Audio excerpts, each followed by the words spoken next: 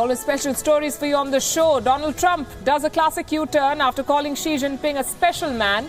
He slams China within hours, interestingly also praising Narendra Modi. We look at what's cooking in Vietnam. James Mattis pulls up Pakistan, says America knows how to hold it accountable for allowing terror safe havens. The tables have turned. The Russians are now accusing America of trying to meddle in the presidential election due next year. And as Saudi Arabia detained the Lebanese Prime Minister, is another war imminent in West Asia? We take a look. Also exclusive images from the India-Israel joint military exercise. But first to what's happened in Pakistan, and big news coming from India's neighbor. Pakistan has decided to allow a meeting between Kulbhushan Jadhav and his wife, saying this decision was taken on quote-unquote humanitarian grounds. The Pakistan Foreign Ministry has informed the Indian High Commission in Islamabad. Our bureau chief Taha Siddiqui sent us this report. It has been a long wait for Kulbhushan Jadhav. More than a year after he was captured and locked up in a jail, Pakistan is finally bowing to pressure.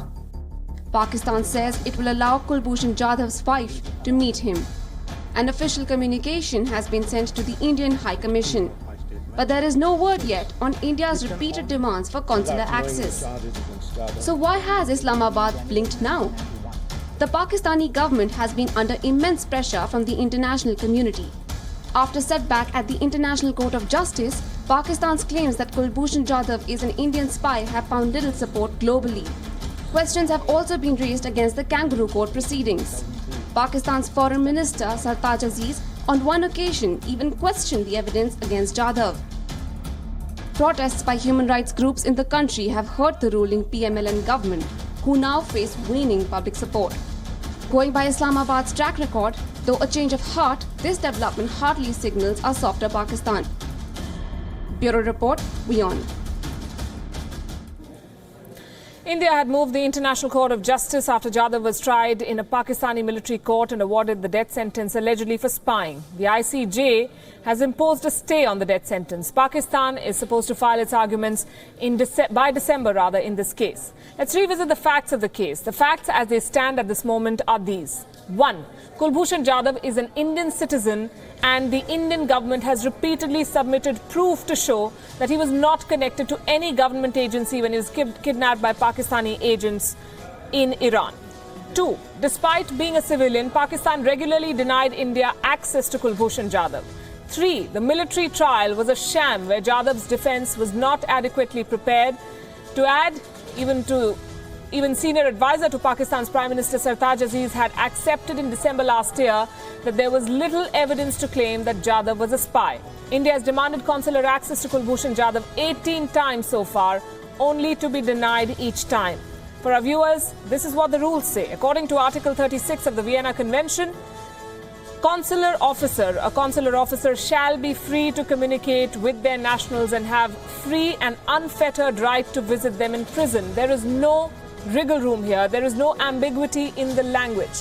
Experts say Pakistan is in clear violation of the International Convention by denying access to Kulbhushan Jadhav.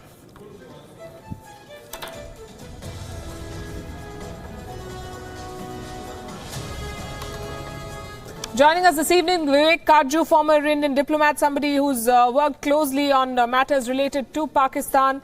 Joining us this evening from Gurugram, Vikas Singh, senior advocate of the Supreme Court, former additional Solicitor General of India, with us from New Delhi, a man who understands the law very well. Rizwan Abbasi, senior lawyer, with us from Islamabad, and Taha Siddiqui, our own bureau chief, also from Islamabad. Good evening to all of you. Taha, let's begin with you. What has the Foreign Office said beyond that press release that we have access to? Do we know when, where and how Kulbhushan Jadhav's wife will be allowed to see him?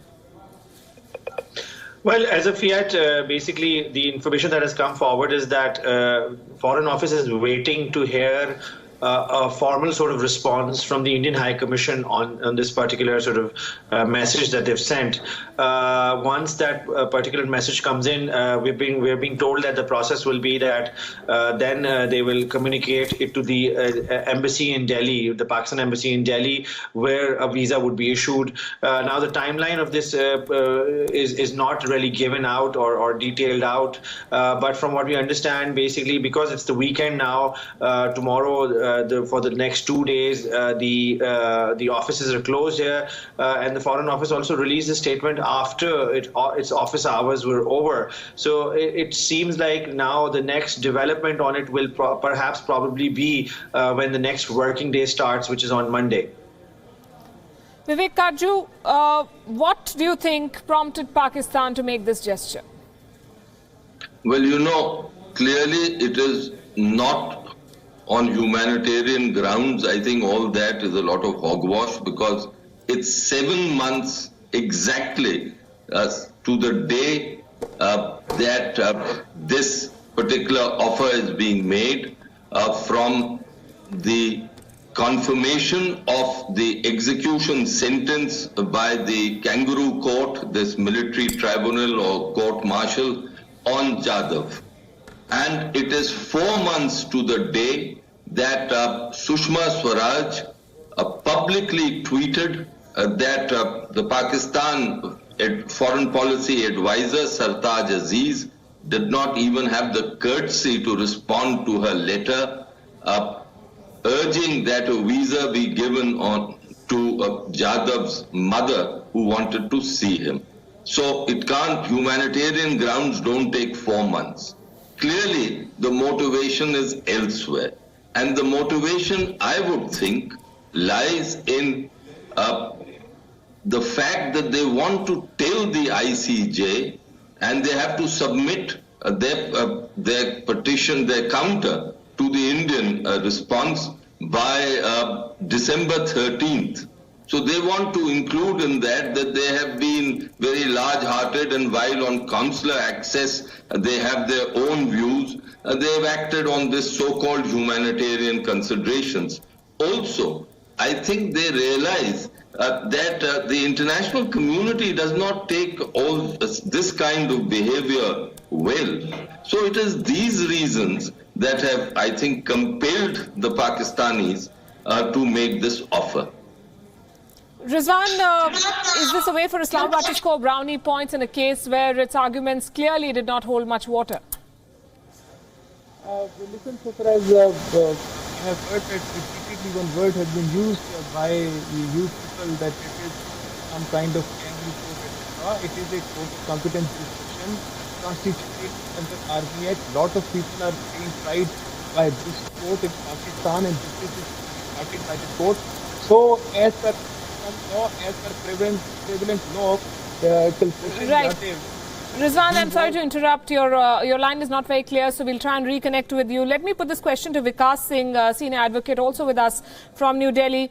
Mr. Singh, did you see this coming? And also, in what way, if any, will this impact the case that's already on at the ICJ?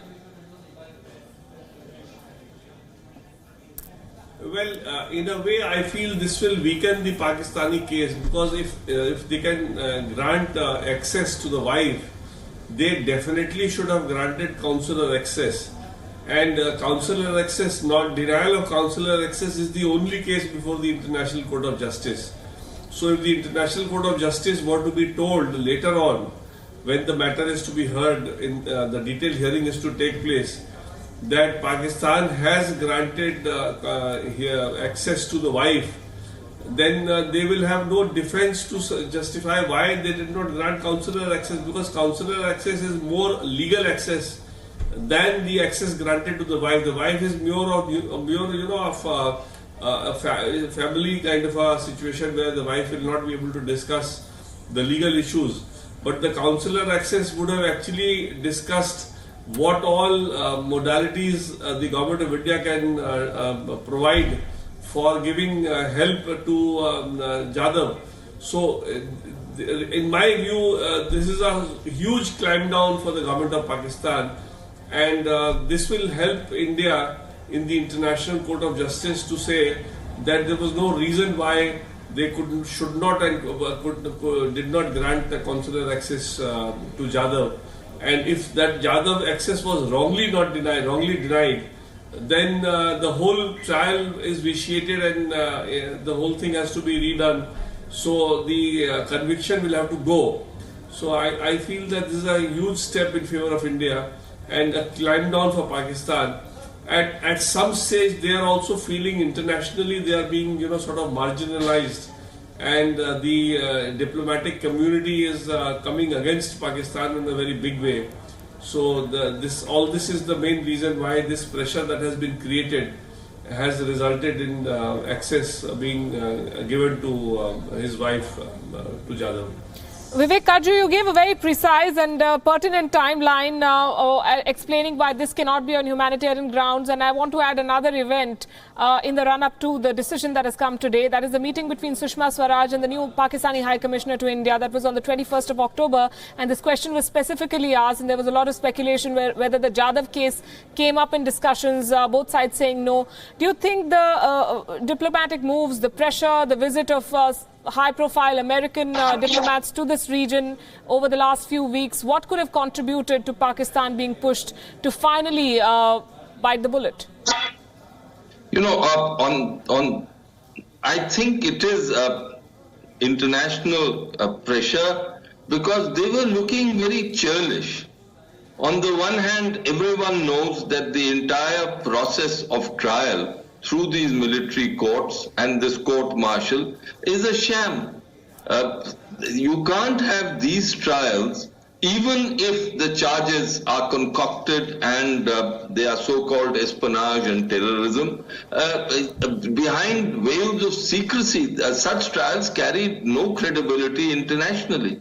So that was one. On the other hand, you can't deny families, at least, even if on diplomatic and international legal grounds you maintain that the country concerned, the state to which the person belongs, does not have a right to consular access. Of course, Mr. Vikas Singh is an eminent lawyer, and I'm only a diplomat, and I will always submit to his greater legal learning. But I don't know whether the fact that this access on humanitarian grounds has been given will have any bearing on the consular access, because this is something like following an accident, you give ex gratia payment, and you can maintain, the government can maintain that we are giving this payment out of concern, even though we are not legally obliged to give any payment. So I think Mr. Vikas Singh could perhaps take this point into consideration. But yes, before the International Court of Justice and the International Court of Public Opinion, Pakistan was realizing that that their attitudes was being counterproductive. And who in Pakistan was realizing is an important question, Taha, since this case was one of those cases where the government was pretty much in the dark as everyone else, and we understand that the military establishment called the shots. He was sentenced to death by a military court. Would it be fair to assume that this decision to grant access to his wife also came from Rawalpindi and not Islamabad?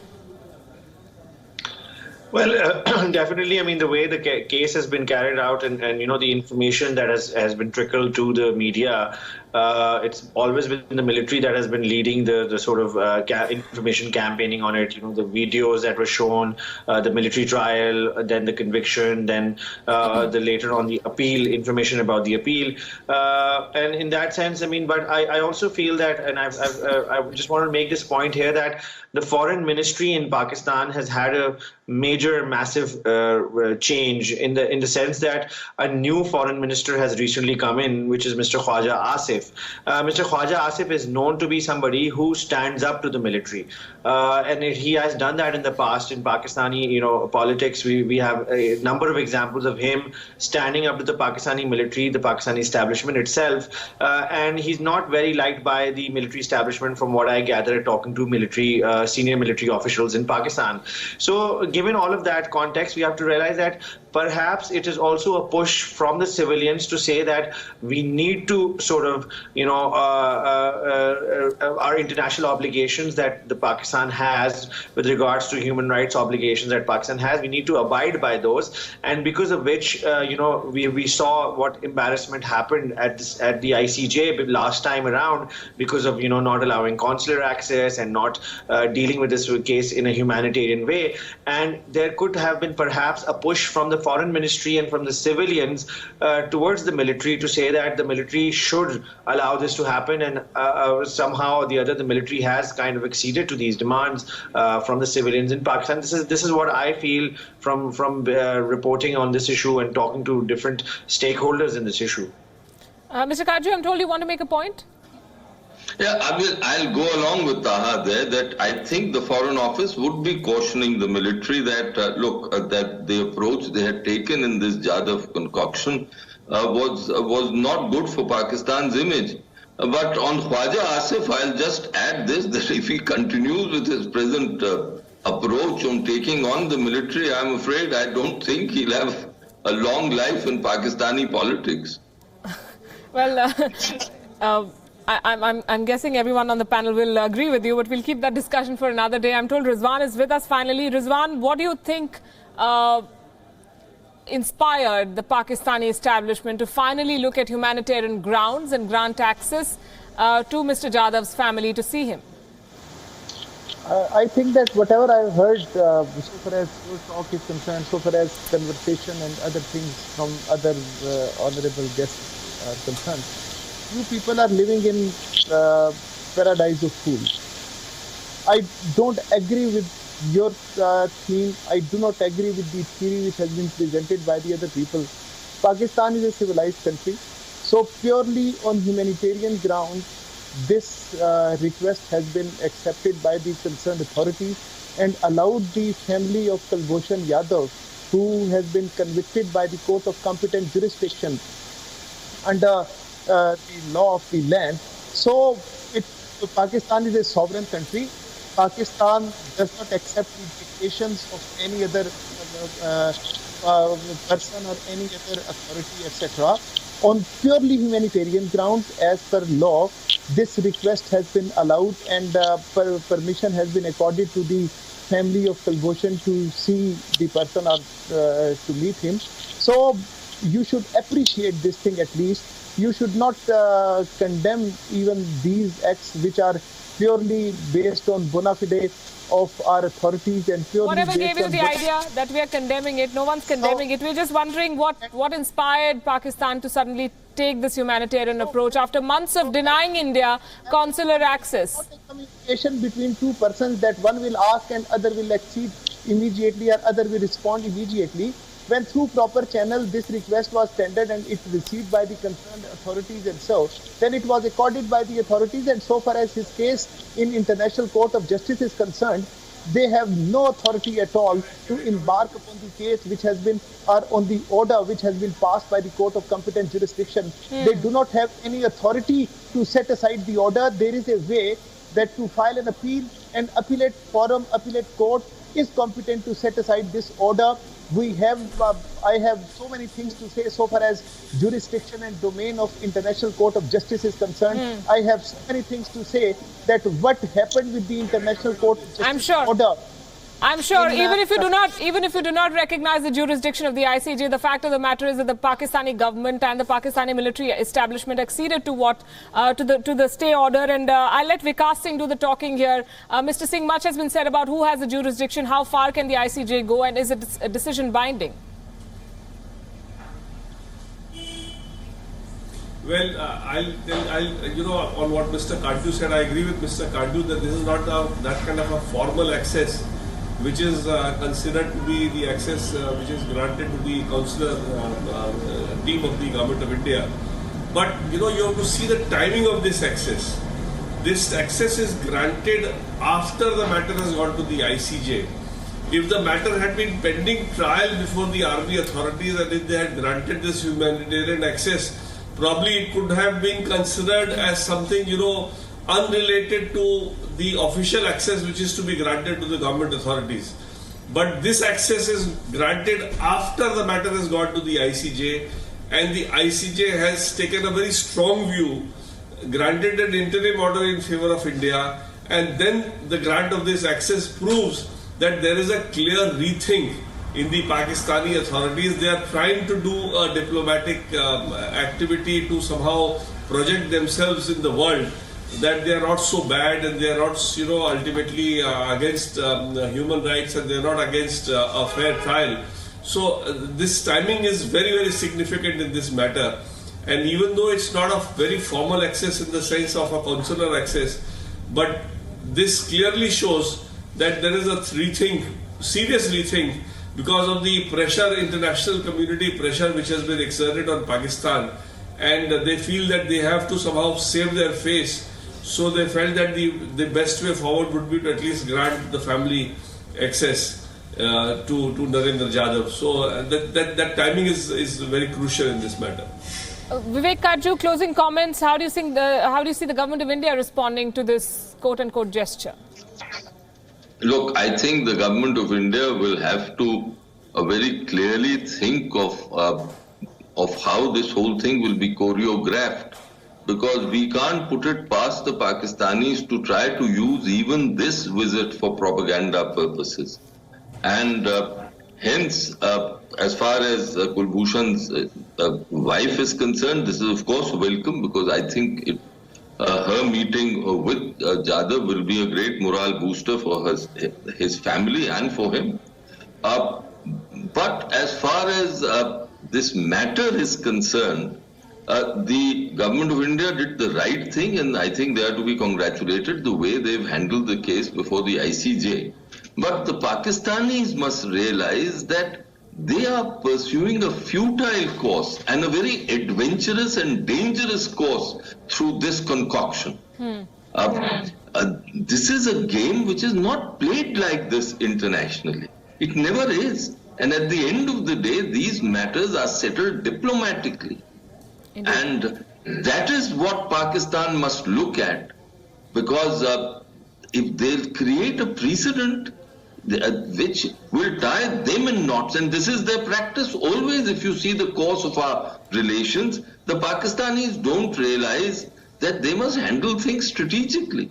Each incident in Indo-Pak relations is testimony to that fact, their absence of strategic thinking, and this particular Kulbhushan concoction, and I use the word deliberately, it's a totally fabricated and concocted thing, will also cost them very dear strategically. And I hope they reverse this process. Well, we hope too.